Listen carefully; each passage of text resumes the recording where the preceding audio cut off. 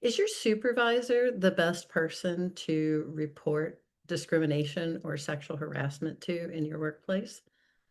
I'm Nancy Schick of Third Ear Conflict Resolution. I'm a New York employment attorney and global workplace mediator. And my short answer to that question is maybe not.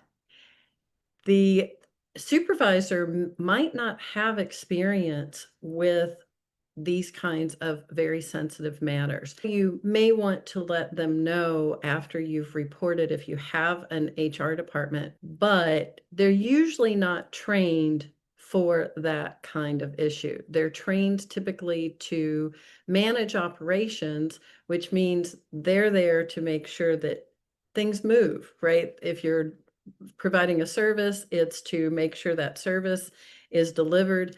If it's a product, making sure that the product is completed. That's not typically the skill set that's needed to investigate a discrimination or a sexual harassment claim. And surprisingly, a lot of people don't think about that. And they have an expectation that the supervisor should take care of it.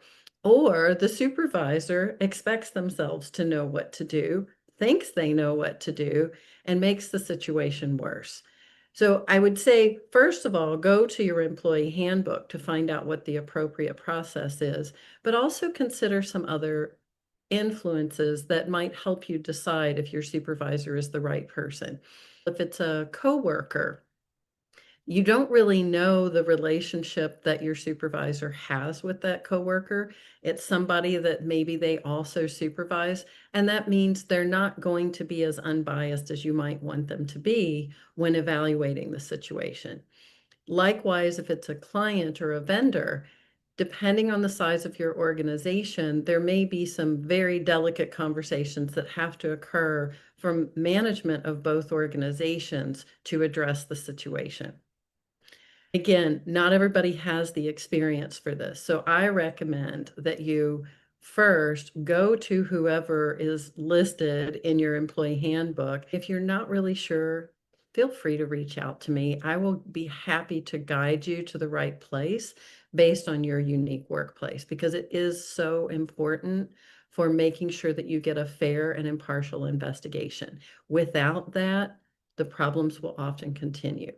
If you are ready now to report sexual harassment or discrimination, I did a video. It's in my YouTube channel. It will tell you how to report and how to frame the conversation so that it's heard at the severity that it should be and that it's investigated accordingly. In the meantime, of course, keep listening with your third ear for those hurts you can heal.